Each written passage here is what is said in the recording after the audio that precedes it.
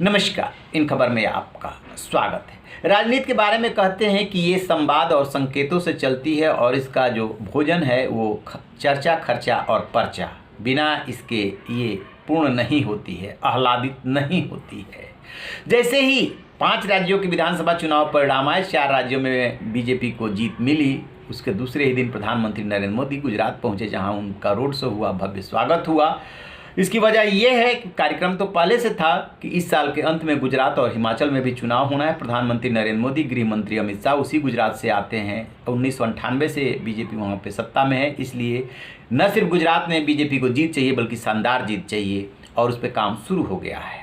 लेकिन इसके साथ ही 2024 का भी प्लान शुरू हो गया है और इसकी जिम्मेदारी उत्तर प्रदेश जैसे सूबे के कंधे पे है। लिहाजा योगी 2O का जो गठन होना है वो पहले वाले योगी कैबिनेट से एकदम अलग होगा। उसमें नए चेहरे दिखेंगे, कुछ पुराने चेहरे जरूर शामिल किए जाएंगे लेकिन ज़्यादातर नए होंगे। और इस कैबिनेट में 3 से 4 डिप्टी सीएम की भी बात हो रही है।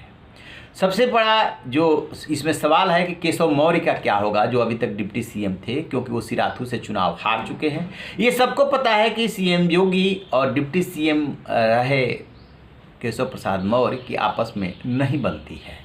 लिहाजा चुनाव हारने का फ़ायदा उठाते हुए योगी चाहेंगे कि उनको केंद्र में शिफ्ट किया जाए और केशव मौर्य चाहेंगे कि उनको डिप्टी सीएम तो बनाया ही बनाया जाए, होम जैसे मिनिस्ट्री भी मिले। अब इस पे रस्साकसी चल रही है। ब्राह्मण समुदाय से कौन, तो अब की बार दिनेश शर्मा एकदम अलग कर दिए गए हैं। उनको ब्राह्मण समुदाय से के नाम पे रखा गया था, लेकिन वो ब्राह्मणों की अपेक्षाओं पे खरा नहीं उतरे। लिहाजा उनको केंद्र की पॉलिटिक्स में और संगठन में शिफ्ट करने की बात चल रही है। इस बार ब्राह्मणों का प्रतिनिधित्व कौन करेगा, नाम कई आ रहा है, लेकिन उसमें ब्रजेश पाठक का नाम उभर रहा है। वो बसपा से आए हैं, कितना बीजेपी उन पर विश्वास करेगी थोड़ा कहना मुश्किल है। लेकिन सबसे ज़्यादा जो फोकस है वो दलितों पे है। लिहाजा इस बार योगी कैबिनेट में दलित चेहरा और वो भी डिप्टी चीफ मिनिस्टर के रूप में आना तय है। अब बसपा सुप्रीमो मायावती जो हैं वो आती हैं जाटो समाज से। बीजेपी के सामने इस समय 2 बड़े चेहरे हैं। एक आगरा ग्रामीण से जीती बेबी रानी मौर्य, जो उत्तराखंड की गवर्नर रह चुकी हैं। उनको पहले ही वहाँ से रिजाइन करा के बुला लिया गया था, राजनीति में इन्वॉल्व कर दिया गया था, उपाध्यक्ष बना करके फिर चुनाव लड़ी और चुनाव जीत चुकी हैं। वो जाटो समाज से है। और दूसरे जो हैं चेहरा जो दिख रहे हैं, ब्यूरोक्रेट चेहरा, वो हैं असीम अरुण। राम अरुण के बेटे हैं, जो कि यूपी के डीजीपी रहे और अभी जो है वो कानपुर के कमिश्नर थे। वहीं से उन्होंने वीआरएस लिया था, कन्नौज से चुनाव लड़े, चुनाव जीत गए। वो भी इसी समाज से आते हैं। खबर है कि योगी जी चाहते हैं कि असीम अरुण को बनाया जाए। साफ सुथरा चेहरा है, ईमानदार अधिकारी के रूप में उनकी पूरे उत्तर प्रदेश में ख्याति है, पढ़े लिखे समझदार हैं। लिहाजा वो उनके काम के साबित हो सकते हैं। लेकिन राजनीति में बहुत कुछ देखना होता है। यदि उसी हिसाब से देखेंगे तो बेबी रानी मौर्य जो है महिला हैं, दलित हैं, पश्चिमी उत्तर प्रदेश से हैं, कन्नौज भी पश्चिमी उत्तर प्रदेश में ही है। तो कम से कम 2 कंडीशन ऐसे हैं जो बेबी रानी मौर्य के फेवर में जा रहा है। वो है जाटो समाज से होना और महिला होना। असीम अरुण भी उसी पश्चिमी उत्तर प्रदेश से हैं, लेकिन ब्यूरोक्रेट चेहरा है, राजनीति में बहुत ज़्यादा इन्वॉल्वमेंट नहीं है, नए नए आए हैं, प्रशासन के लिहाज से वो अच्छे साबित हो सकते हैं। तो इन 2 चेहरों की खूब चर्चा हो रही है कि इनमें से बने। 2 तो हो नहीं सकते और वर्ग को भी देखना है, लिहाजा एक कोई जरूर होगा। अब जो बात अटकी है कि कही जा रही है कि असीम अरुण को चाहते हैं योगी और बेबी रानी मौर्य को चाहता है केंद्रीय नेतृत्व, क्योंकि बहुत तैयारी के साथ उनको उत्तराखंड के राज्यपाल पद से मुक्त किया गया था और उसके बाद संगठन में जगह दे करके और उनके लिए जगह बनाई जा रही थी। चूँकि मायावती के वोट बैंक को साधना है, इसलिए जाटो समाज से डिप्टी चीफ मिनिस्टर इनमें से एक का बनना तय है।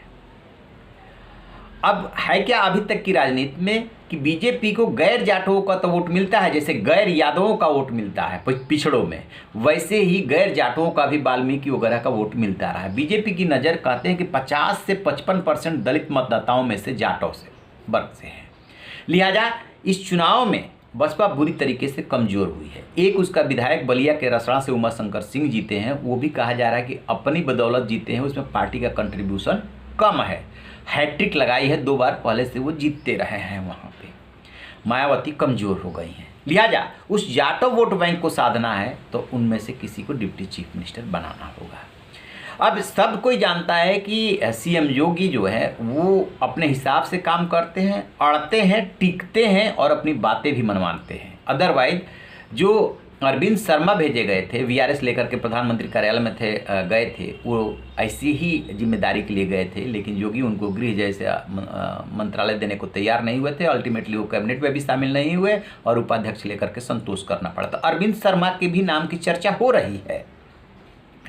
तो क्या अरविंद शर्मा इस बार ब्राह्मणों की तरफ से आएंगे, ये भी एक सवाल है।